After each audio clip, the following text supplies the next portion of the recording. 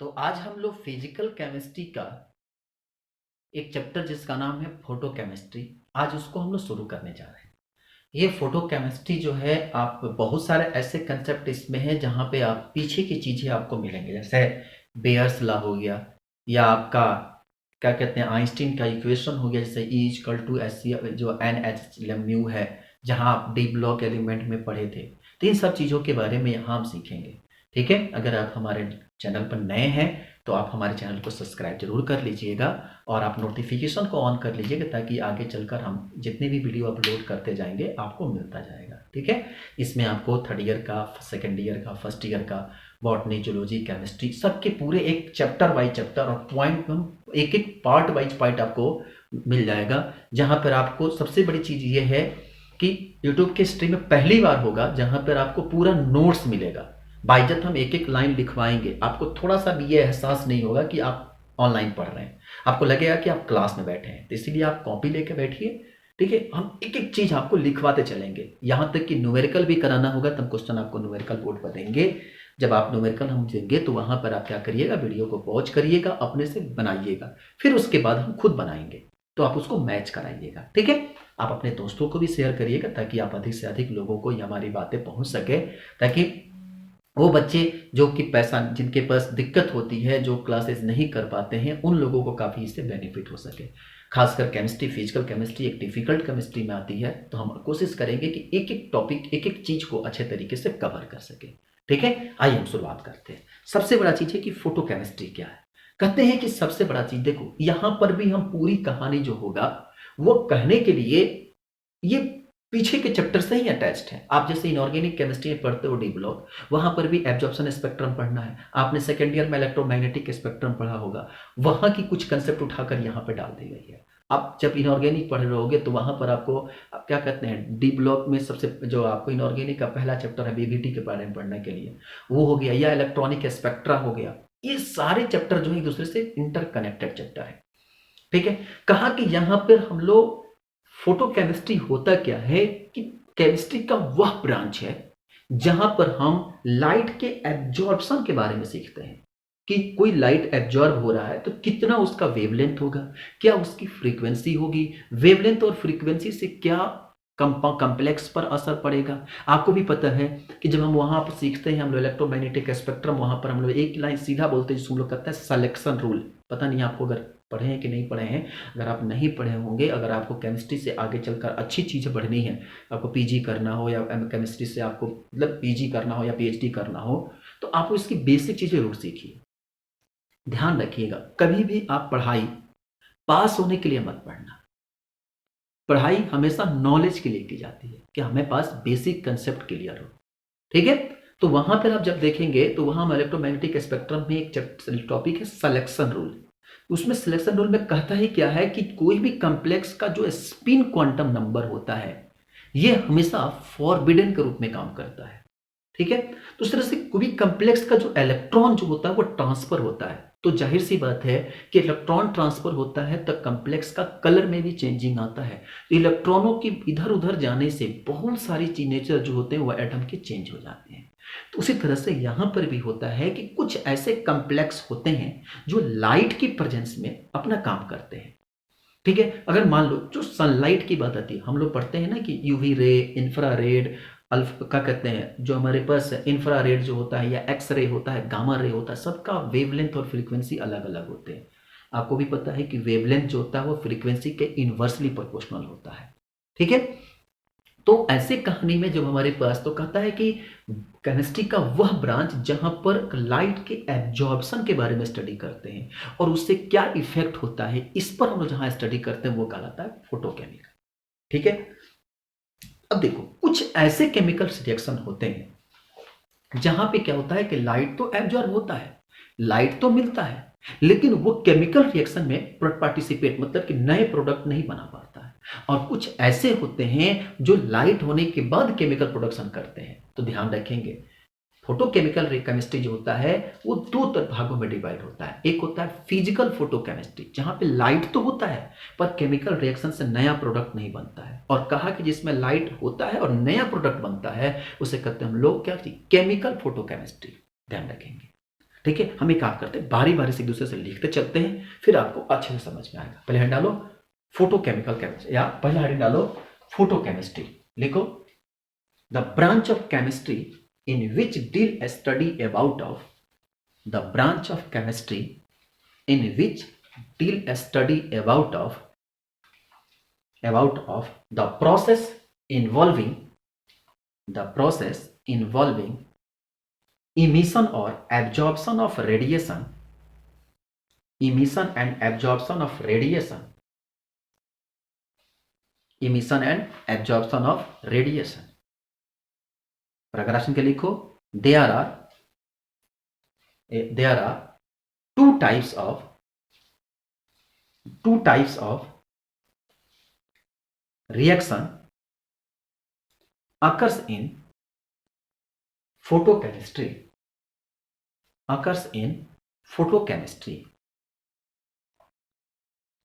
पहला पार्ट लिखिए photophysical process, पहला है फोटोफिजिकल प्रोसेस, लिखिए this process take place in presence of light, but लेकिन परंतु do not involve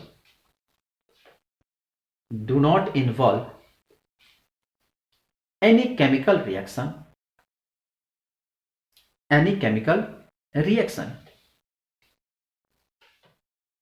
हो गया। पहले लिखो दिस रिएक्शन या this process take place due to absorption of light by the substance followed by the emission of absorbed light, हो गया। अब कहा कि देखो, जैसे हम लोग सब चीज याद रखना कि अगर जो भी एब्जॉर्प्शन होता है, ठीक है, जब मान लो कि एब्जॉर्प्शन होता है तो एक इंस्टेंटेनियस टाइम पर होता है, एक छोटे से इंटरवल पर अगर एब्जॉर्प्शन होता है, emission of light of absorb, अगर एमिशन या एब्जॉर्प्शन जो एक छोटे से इंस्टेंटेनियस टाइम पर होता है, उसको हम लोग कहते हैं फ्लोरेंस, ठीक है। तो नीचे की लिखो if there is instantaneous emission of the absorbed light, if there is instantaneous emission of the absorbed light, comma, this process is called fluorescence, FLU, fluorescence, FLUO FLURESCENCE,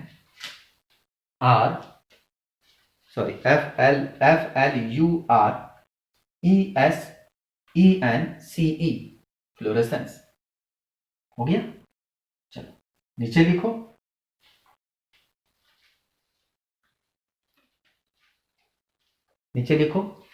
if a high amount of energy is absorbed,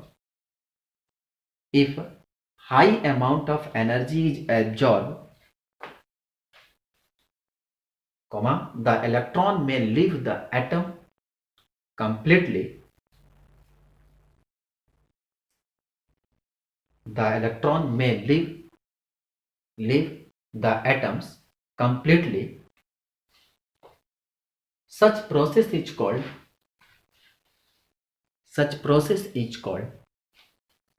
photoelectric effect।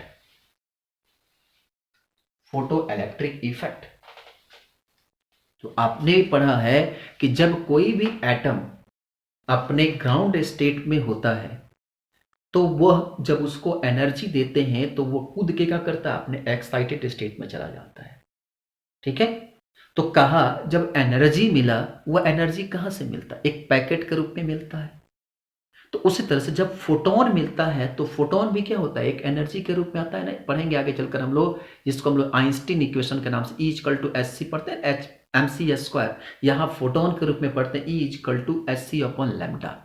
ठीक है, तो कहा कि जब particles को energy मिलता है, तो जब कोई भी एटम या मॉलिक्यूल्स को जब एनर्जी मिलता है तो वह एटम जो होता है से इलेक्ट्रॉन क्या करता है, जंप कर जाता है। तो जंप करने के साथ क्या करता है, अपनी पूरी लोकेशन चेंज कर देता है। तो जिसके चलते, जिस एनर्जी के चलते यह इलेक्ट्रॉन जंप करता है, इसी को हम लोग कहते हैं फोटो एनर्जी। ठीक है, इसको क्या बोलते हैं, जो एनर्जी उसको मिलता है उसको हम लोग कहते हैं फोटो एनर्जी, क्योंकि या इसी को हम लोग कहते हैं फोटो इलेक्ट्रिक एनर्जी। ठीक है, नीचे लिखो, नोट करके लिखो, फोटोकेमिकल प्रोसेस इंक्लूड, नोट करके लिखना, photochemical process include fluorescence, phosphorescence, fluorescence, phosphorescence, fluorescence, phosphorescence, phosphorescence and photoelectric effect, and photoelectric effect. चलिए अब दूसरा लिखिए, photochemical reaction, photo chemical process लिखो, रिएक्शन क्या लिखोगे, प्रोसेस, या इसी को हम लोग प्रोसेस को, या इसी को हम लोग रिएक्शन, एग्जाम में अगर रिएक्शन पूछ देना तो मत कंफ्यूज हो जाना, कह रहे आप तो पढ़ाए ही नहीं थे। ठीक है, तो लिखो, this are the reaction, these are the reactions that take place by the absorption of radiation of suitable wavelength.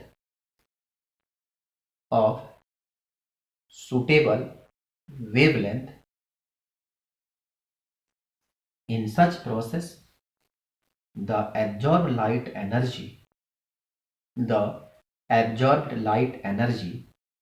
is first stored in the molecule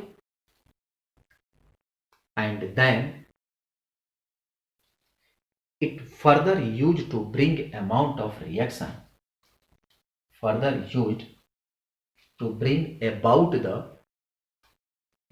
the reaction।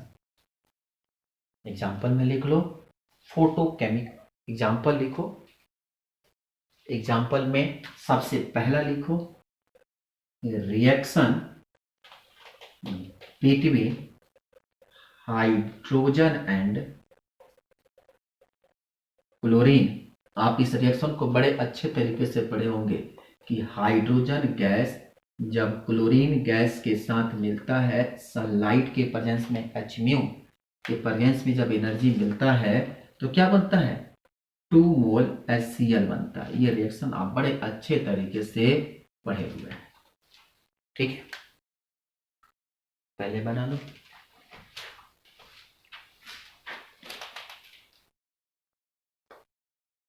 दूसरे में लिखो, दूसरा लिखो, photosynthesis of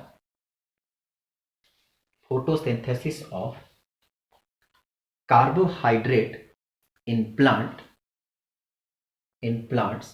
take place in presence of chlorophyll,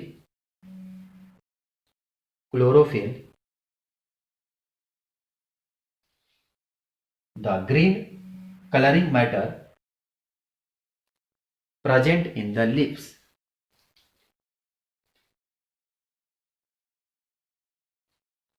अब पता होगा कि plant, जितने बायो के बच्चे हैं उनको तो बड़े अच्छे तरीके से पता होता है कि प्लांट में जो उसके लीफ होते हैं उसमें क्लोरोफिल पाया जाता है, और ये क्लोरोफिल जो होते हैं वो फोटोसिंथेटिक पिगमेंट होता है, जिसका फॉर्मूला C35H72O8N7Mg होता है।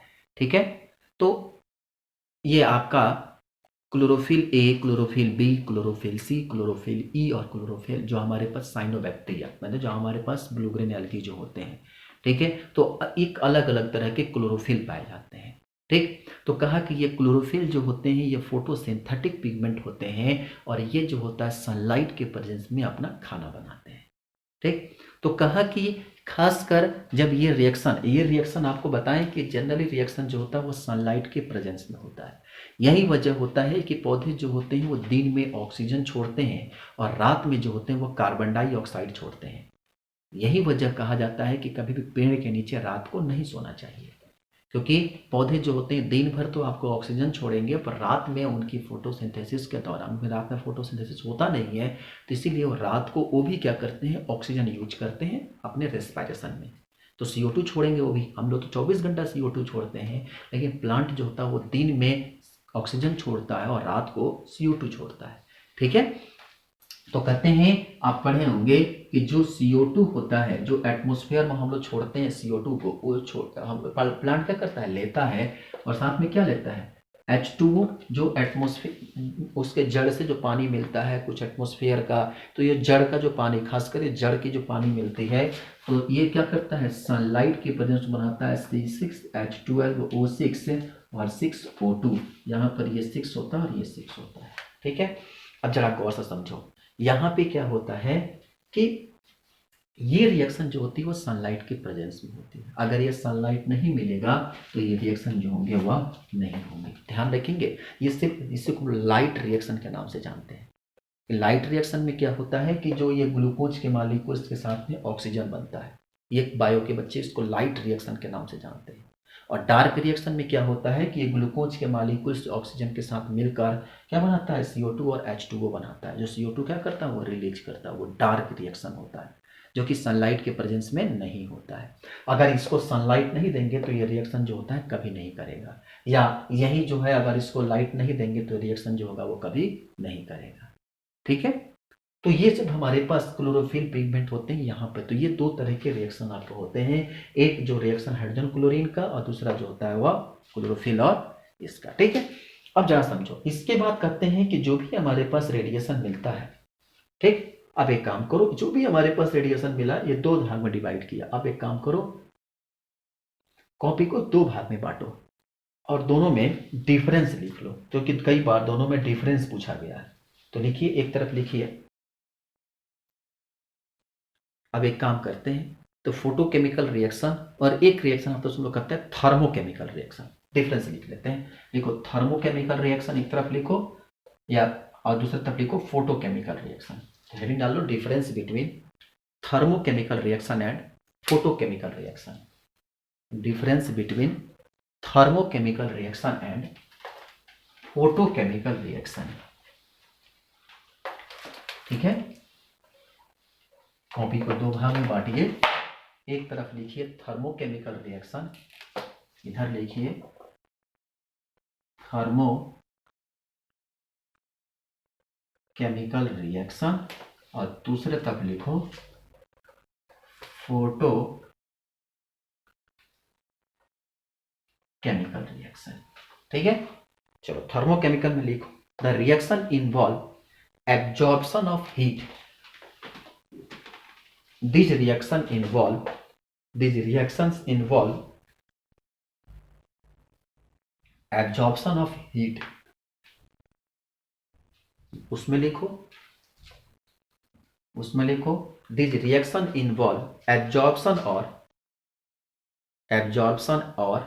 evolution of light। absorption और evolution of light। इसमें दूसरे पॉइंट में लिखिए they can take place even in the dark। जाहिर सी बात है, थर्मल एनर्जी तो डार्क में होता ही काम करता है, तो they can take place even in the dark। लिखिए इसमें the presence of light is primary quiescent for reaction take place। या आप लिख सकते हो this reaction always occurs in presence of light. Simple भाषा में this reaction always take place in presence of light. Third point में लिखिए the free energy change delta G of thermochemical reaction is always negative.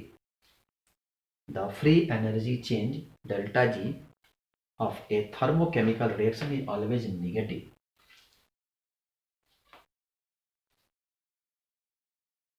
इसमें लिखिए the free energy change delta ji of photochemical reaction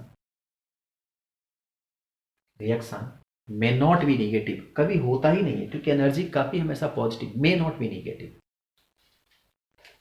कहीं कहीं पर कभी कभी breakdown जब होता है तो मिल जाता है. ऐसा लिखो एग्जांपल में फोटोकेमिकल रिएक्शन. एग्जांपल में लिख लो इसके photochemical reaction for which delta G is positive. Delta G is positive and still they are spontaneous. They are spontaneous. Are synthesis of carbohydrate in plant. Carbohydrate in the plant and decomposition of HCl. Composition of HCl into H2 plus Cl2 into H2 plus Cl2.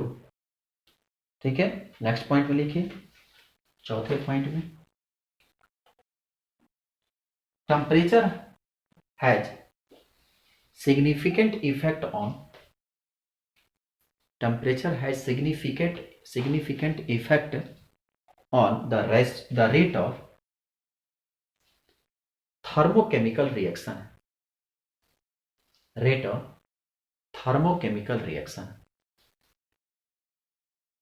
इसमें लिखो the temperature has very little effect on. The temperature has very little effect on the rate of photochemical reaction. Rate of photochemical reaction. Instead the intensity of light has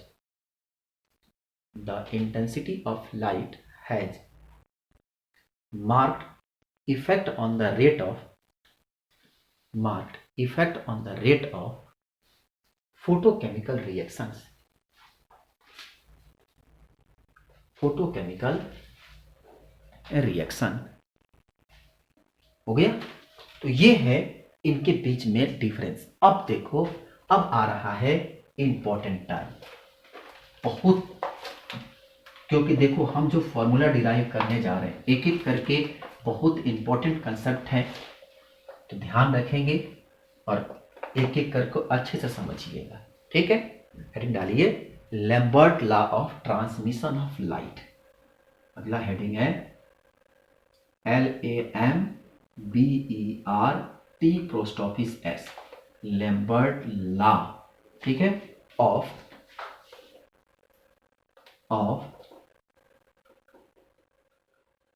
transmission of light. ठीक है. Lambert law of transmission of light. ये ध्यान रखेंगे ये बहुत important law है. Lambert law हो, bears law हो, क्या कहते हैं स्पार्क और आइंस्टीन लॉ हो, ये बहुत इंपॉर्टेंट लॉ है. तो लिखो this law is according to this law. लिखो लॉ को. When a monochromatic light is pass through. When a monochromatic light is pass through a pure homogeneous mixture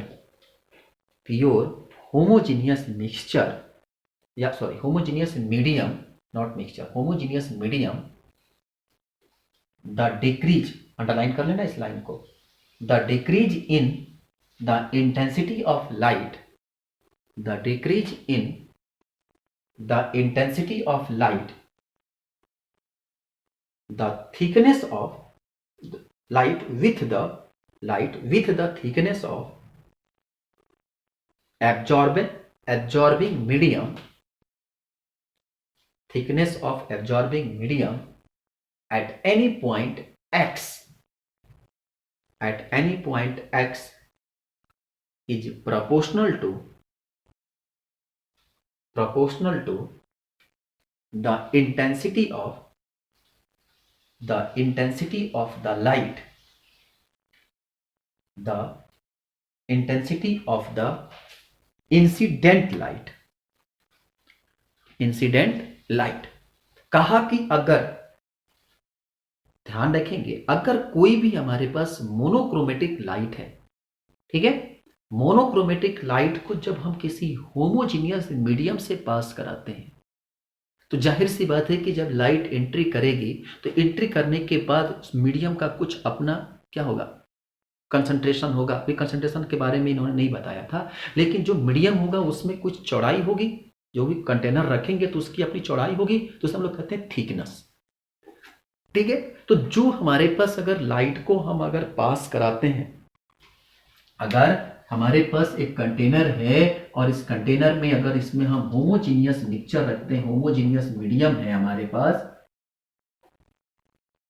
ठीक है, अगर होमोजीनियस मीडियम से अगर यहां पर मोनोक्रोमेटिक लाइट पास कराते हैं तो कहा कि अगर इसके थिकनेस को अगर x मान लें, ठीक है, तो कहा कि जो भी हमारे पास ये लाइट इंटेंसिटी इन करेगा तो इसका जो intensity, decrease the intensity of light होगा, वो डायरेक्टली प्रोपोर्शनल होता है इंसिडेंट लाइट का, ठीक है। मतलब आप ध्यान रखेंगे, इंस्टेंटेनियस की बात हो रही है तो मतलब स्मॉल डिस्टेंस की बात होगी, मतलब कि डिक्रीज मतलब क्या, नेगेटिव। ध्यान रखेंगे, जहां टर्म डिक्रीज आया मतलब negative, di upon dx is directly proportional to intensity. जो इंटेंसिटी होगा, जो थिकनेस होगा, जो वहां पर डिक्रीज इन इंटेंसिटी जो होगा, थिकनेस के चलते जो डिक्रीज करता हुआ इंसिडेंट इंटेंसिटी के, जो इंसिडेंट इंटेंसिटी है उसके डायरेक्टली प्रोपोर्शनल होता है, ठीक है। अब यहां से जब लिखोगे तो minus D I upon D X equal to K into, ये इक्वेशन नंबर फर्स्ट मिलता है, बराबर। यहां से अब इक्वेशन का डेरिवेशन हम लोग शुरू करना, अब यहां से शुरू करेंगे हम लोग। तो D I upon D X equal to क्या, के आई। लिखो where D I equal to, D I is a small decrease in intensity of light on the passing through a small thickness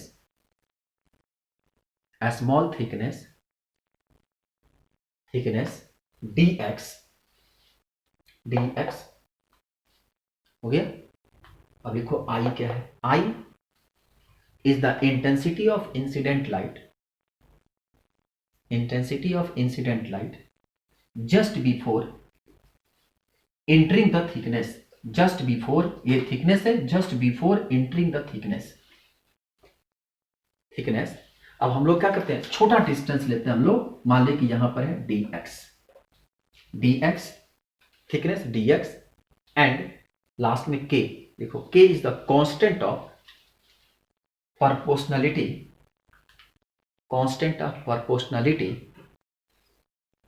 called absorption coefficient. Mark कर लेना इस line को, called absorption coefficient हो गया। देखो it depend upon the nature of absorbing medium,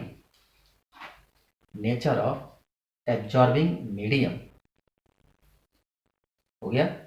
नीचे लिखो the intensity I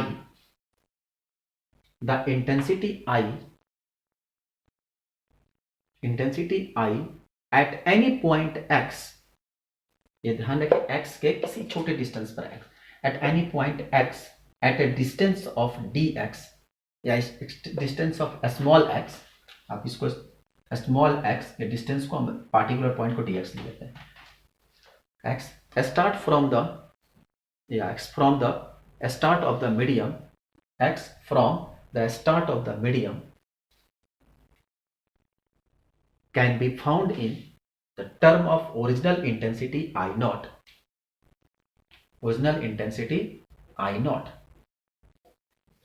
हम क्या करते हैं, अब इसको original intensity IO I not जो हम लोग पढ़ते हैं ना, ये आई नॉट नहीं बल्कि आई ओ होता है। O for original, I for intensity, हम इसको आई नॉट पढ़ लेंगे, ठीक है। अब जो हम लोग मान लीजिए कि जो ओरिजिनल इंटेंसिटी आई नॉट से इसमें एंट्री कर रही है लाइट, अब देखो तो क्या मिलेगा। तो यहां से हम लोग क्या लिखे कि डी आई, यहां लिखते ताकि इक्वेशन बड़ा होगा, D I upon D X equal to, हम लोग क्या सीखे हैं के आई। चलो इक्वेशन नंबर 1 लिए, इसी को हम क्या लिख सकते हैं कि minus D I upon I equal to K into D X. Negative को दोनों तरफ मल्टीप्लाई करोगे तो D I upon I equal to minus K D X. यहां तक कोई दिक्कत, ठीक है। अब अगर मान लो, अब इसे इंटीग्रेट करते हम लोग, अगर हम x को जो हमारे पास जो डिस्टेंस है, अब इस डिस्टेंस को काफी छोटा मान लें, ठीक है।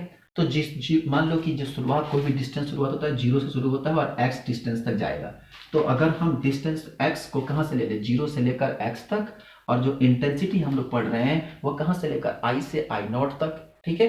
तो जो हमारे पास इंटेंसिटी है, मान लीजिए कि इनिशियल इंटेंसिटी अब्जॉर्ब करता है और जाता है कहां तक, I तक।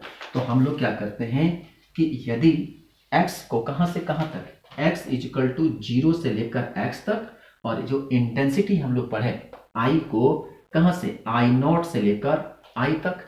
अगर हम इक्वेशन को इंटीग्रेट करते हैं, ध्यान रखेंगे इक्वेशन को इंटीग्रेट कर रहे हैं, ठीक है। बायो के बच्चे थोड़ा ध्यान से समझना, मैथ के बच्चों को तो बहुत ये 0/0 वाला इंटीग्रेशन होगा, पर बायो के बच्चों को इंटीग्रेशन उतने अच्छे से नहीं आते हैं, ठीक है।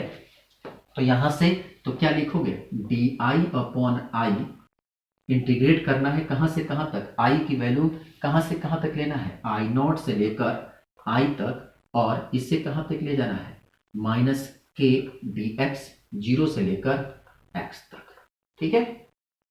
अब देखो यहां से k जो होगा वो बाहर है, कांस्टेंट है, बाहर निकल जाएगा।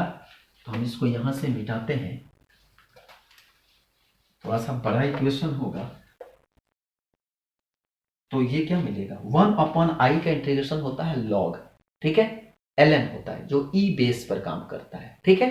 तो e बेस पर होगा तो e बेस जो होगा i, और माइनस e बेस क्या होगा, I naught, final upper limit minus lower limit, formula यही होता है, ठीक है। कि अगर एक इंटीग्रेशन करते हैं a का, अगर मान लीजिए कि a का इंटीग्रेशन करते हैं x और y से, तो जो फाइनल रिजल्ट निकलता है वो a y माइनस x होता है, ठीक है। ये इंटीग्रेशन का रूल होता है। तो आप याद रखेंगे जब यहाँ पर 1 अपॉन आई का इंटीग्रेशन log i होगा, ln i होगा। ध्यान रखेंगे एक टर्म और आपको सीखना है कि अगर हम जहां पर ln लिखेंगे वो समझना कि ये ln जो है ये log e बेस पर काम कर रहा है।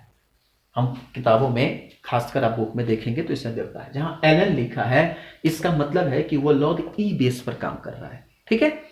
और जहां पर आपको log दिख रहा है वो समझ लेना कि वो log 10 बेस पर काम कर रहा है, ठीक है ना। जहां ln लिखा है वो e बेस पर होता है, और जहां पे log लिखा है वो log 10 बेस पर लिखा है, क्योंकि दोनों में बड़ी अंतर होता है। क्योंकि log e बेस x को अगर 10 बेस में कन्वर्ट करना होता है तो 2.303 से मल्टीप्लाई करते हैं तब वो 10 बेस में कन्वर्ट होता है। तो दोनों में बहुत बेसिक अंतर होता है, ठीक है, याद रखेंगे इस बात को। तो यहां से क्या हो गया, log आई नॉट अपॉन क्या, यहां से अगर आप सीखेंगे तो क्या होगा कि यहां से जब आप इंटीग्रेट करेंगे तो कितना है, 1 अपॉन आई का इंटीग्रेशन होता है ln, ठीक है। तो ln जो होगा तो क्या मिलेगा हमको, ln और क्या चीज, ln i, मतलब जो हमारे पास इंटेंसिटी 1 अपॉन आई की जो रेस्पेक्टिव में हम लोग निकालते हैं तो क्या लिख सकते हैं, इंटेंसिटी 1 अपॉन आई का इंटीग्रेशन हो गया i ln, और ये क्या मिलेगा, i माइनस आई नॉट, ठीक है। तो ln i आप याद रखेंगे log x अपॉन में y का फॉर्मूला होता है log x minus log y। तो इसको लिखोगे ln i minus ln i not, इसको क्या लिखोगे, ln i minus I not, क्योंकि कितना हो गया, फाइनल माइनस अपर लिमिट माइनस लोअर लिमिट, और यहां क्या लिखोगे, माइनस के कांस्टेंट हो गया, और क्या हो जाएगा, ये dx जो होगा वह निकलेगा x तो इसके पास क्या होगा x माइनस जीरो, तो x माइनस जीरो को डायरेक्ट हम लिख दें x, ठीक है। तो यहां मिल गया हमको क्या, x मिल गया। अब इसको आप तो स्मॉल x मान लो, तो कितना हो गया kx, x minus x not है। अब ये क्या लिख सकते हो l माइनस एल नॉट, ठीक है। तो इसको आप लिखोगे क्या चीज, इसको लिखने का तरीका जो आप लिखते हो क्या, ln i minus ln i not, ठीक है। तो इसको लिख सकते हो क्या ln i not equal to minus K X, ठीक है। ये आपका एक इक्वेशन मिल गया, इक्वेशन नंबर इसको आप 3 मान लो, ठीक है। या एक काम करो, इससे आप इक्वेशन नंबर 3 मानो और इसे इक्वेशन नंबर आप 4 मान लो, ठीक है। अब देखो यहाँ पे ln i upon i equal to minus K X, जब आप दोनों तरफ एंटी लॉग लोगे तो ये ई बेस पर है, यहां पर भी लॉग एंटी लॉग लोगे तो ई बेस पर आ जाएगा। तो यहां से हो जाता है i upon I not equal to E to the base minus K X. ये इक्वेशन नंबर आपका 5 मिलता है, ठीक है। तो यहां से i इक्वल टू होता है I naught E to the power minus K X, ठीक है। I naught E to the power minus K X, ये है आपका इक्वेशन नंबर 6। बराबर, थोड़ा सा डेरिवेशन है पर उतना भी डिफिकल्ट नहीं है कि आप इस डेरिवेशन को नहीं कर पाओगे, चलेगा। अब देखो, अब इसके बाद जो हमको इक्वेशन मिला है यहाँ पे क्या इक्वेशन निकाले हैं कि I not equal to I naught E to the power minus K X, ठीक। यहां हम लोग लिखे थे अभी ln I not upon I equal to minus K X. अब इसको हम यहां से मिटाते हैं, थोड़ा सा डेरिवेशन है, डेरिवेशन पोर्शन पर आप बिल्कुल मत डरना, इतना भी डिफिकल्ट नहीं है। क्या यहाँ पर इक्वेशन क्या था कि ln i upon I not equal to minus K X, ये हमारे पास इक्वेशन था, ठीक है। अब देखो i ln i upon I not, यहां तक तो कोई दिक्कत नहीं है। अब जरा समझो, इसी इक्वेशन को अगर हम थोड़ा सा आगे बढ़ाएं, ठीक है, तो अब हम जो i अपॉन आई नॉट हम लोग लिखते हैं, अब जरा हमको समझाना है। यह है आपका किस बेस पर, ई बेस पर है। ln मतलब क्या है, log E base i upon I not equal to minus K X. आपको फॉर्मूला अभी हमने बताया कि log ई बेस x हो तो इसको 2.303 log 10 बेस x, अगर ई बेस को 10 बेस में कन्वर्ट करना होता है तो 2.303 से क्या करते हैं हम लोग, मल्टीप्लाई करते हैं, ठीक है। तो यहां पे क्या मिल जाएगा, तो 2.303 log 10 base i upon I not. हमने पहले कहा ln जहां लिखे हैं वो ई बेस है, और जहां 10 लिख दिए वो समझ लो केवल अगर log लिख रहे हैं तो वो 10 बेस पर है। तो इक्वल टू क्या मिला, माइनस के एक्स। यहां से log या तो आप 10 लिखो या डायरेक्ट आप क्या लिख सकते हो, log i upon I not. अब बुक में देखोगे 10 नहीं लिखा रहता है, ध्यान रखना इस बात को। तो क्या लिख सकते हो, माइनस के एक्स अपॉन 2.303। तो यहां से क्या मिलेगा, log i upon I not, ये नॉट कहना के साथ 10 भूल गए, इक्वल टू क्या आ जाएगा, k अपॉन 2.303 को हम लोग k डैश मान लेते हैं, k डैश इंटू एक्स, ठीक है। तो log क्या निकल गया, एक फॉर्मूला आ गया यहां से कि log i upon I not equal to k dash upon X. Equation number कितना ले लें, 6 लिखे थे ना, 7 आ गया ये, ठीक है। अब जो ये आई के अभी हम आपको बताएंगे कि एक स्पेसिफिक कोफिशिएंट होता है, लिखवा देते हैं नीचे। तो के डैश का मान लिया हम लोग, यहाँ इतना वैल्यू ले लिए, ठीक है। अब देखो, अब जब दोबारा फिर इसमें एंटी लॉग लोगे तो क्या लिख सकते हो, जब एंटी लॉग लोगे तो लिख सकते हो I upon I not equal to E to the power minus K into K dash into X, लिख सकते हैं कि नहीं। आई, अब ध्यान देखो यहां पे जो हमारे पास i upon I not equal to क्या आ गया, कितना आया। अब जरा गौर समझना, एक मिनट, यहां पे जो हम लोग सीखते हैं, जब हम लोग यहां निकाले, अब जब एंटी लॉग इन दोनों के बीच में लेके चलेंगे तो क्या वैल्यू हमारे पास आएगा, ठीक। अब जरा गौर से समझना, इसमें कितनी वैल्यू हम लोग निकालते हैं। अब देखो यहां पे कहानी किस पर है, 10 बेस पर, आपको अगर नहीं आएगा एंटी लॉग तो हम आपको सिखाते हैं कैसे लेते हैं। जो नीचे यहाँ पे जो बेस होता है, आप गौर से देखना, वहां हम लोग लिखे थे ln i upon I not is equal to K into X था। तो हम लोग यहाँ पर ई बेस था, तो जो यहाँ हटाते हैं ना, जब लॉग हटाए यहाँ से, ये था log E base I upon I not equal to था के एक्स, ठीक है, माइनस के एक्स था। तो यहाँ पे जो था, जब हम लोग, ये बायो के बच्चों को, मैथ के बच्चों को बहुत अच्छे से आता है, हम उन लोगों को इस बारे में कुछ ज्यादा इंट्रोडक्ट नहीं कर सकते हैं, बायो के बच्चों को ध्यान रखेंगे। जब दोनों को हटाना होगा ना, तो ये जो बेस है ना यहाँ पर आ जाएगा, मतलब I upon I not equal to ये E base minus K X लिख देना। अगर तुमको एग्जाम में अगर भूल जाते हो तो ये सिंपल तरीका याद रखना। यहाँ e to the power I X है, जब हटाओगे इसको तो ये e हटेगा, ये e आकर यहाँ शिफ्ट हो जाता है, ठीक है, और माइनस के एक्स होता है। अब इसको मैथ बायो वाले बच्चे याद रखना। उस तरह से यहाँ पर क्या है, log 10 base I upon I naught है, तो इसको एंटी लॉग लेकर हटाएंगे तो I upon I not equal to क्या हो जाएगा, 10 to the power minus K dash into X, ठीक है, आई बात समझ में। तो यहां से क्या आ जाएगा, आई इजकल टू आई नॉट 10, ध्यान रखना ये आई नॉट है और ये 10 है, 10 minus K dash into x. ये आपका इक्वेशन नंबर 8 मिलता है। बनाओ,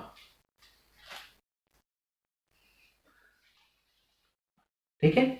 तो यहां से जो के डैश इजकल टू मिला के अपॉन 2.303, इसको हम लोग करते हैं extension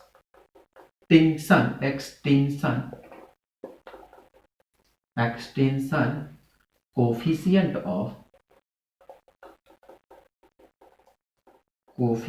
of the substance that is the absorbing medium,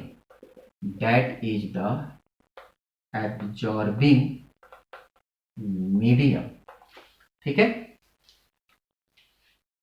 नीचे लिखो, this quantity is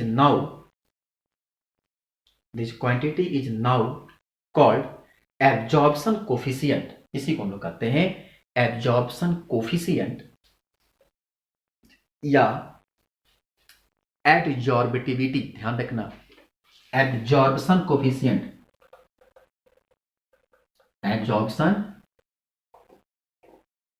कोफिशिएंट या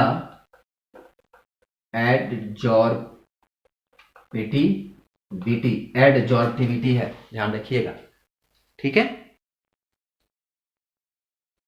आई बात समझ में। तो एडजॉर्बिटिविटी जो टर्म आता है, आप ध्यान रखिएगा, एडजॉर्बेंस एक टर्म आता है, adsorbance ADSORBANCE, adsorbance equal to जो होता है उसमें लोग कहते हैं log minus log I upon I naught. तो minus log I upon I naught को हम लोग एब्जॉर्बेंस के नाम से जानते हैं, एब्जॉर्बेंस के नाम से जानते हैं, ठीक है। तो कई बार एग्जाम में क्वेश्चन पूछे जाते हैं एब्जॉर्बेंस निकालने के लिए, तो इसको हम लोग कैपिटल ए से रिप्रेजेंट करेंगे। तो absorbance equal to minus log I upon I not, से आप मार्क कर लेना। अभी हम जो न्यूमेरिकल कराएंगे ना उसमें ये दिखने को मिलेगा, बना लो।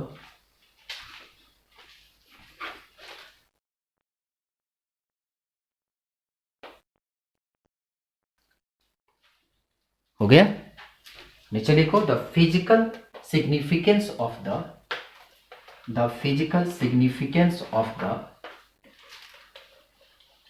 Extension coefficient, the physical significance of the extension coefficient और absorptivity is।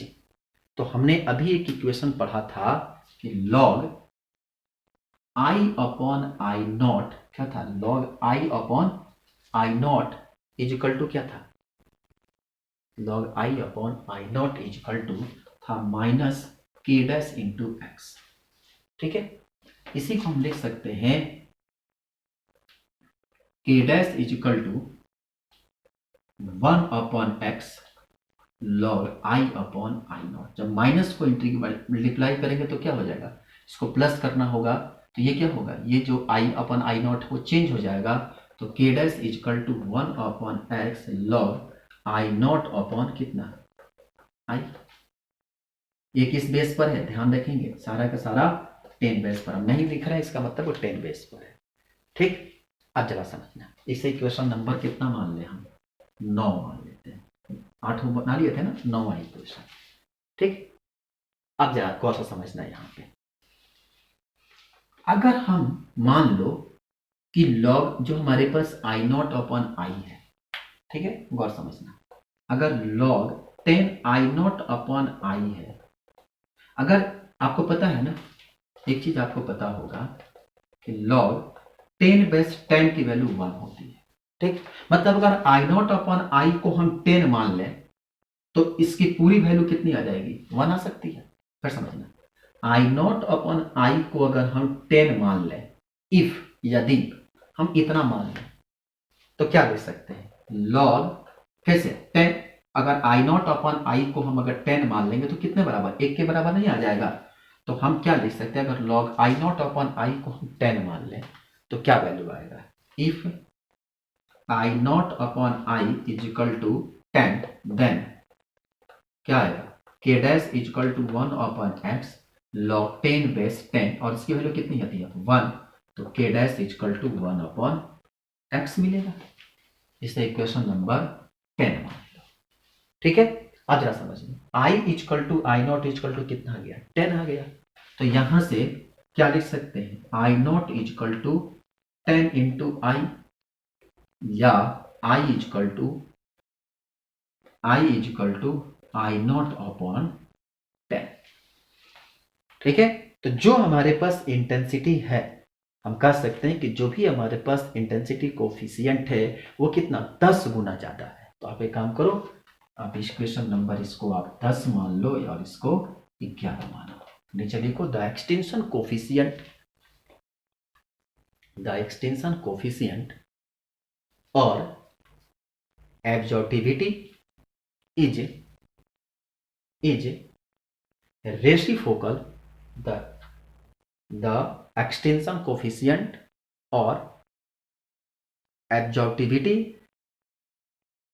इज रेसिप्रोकल, ये क्या है, एक्स क्या है, थिकनेस है ना, रेसिप्रोकल द थिकनेस, ध्यान रखेंगे इस डाटा को हमेशा सेंटीमीटर में रिप्रेजेंट करते हैं, थिकनेस ब्रैकेट में लिख लो एक्सप्रेस इन सेंटीमीटर,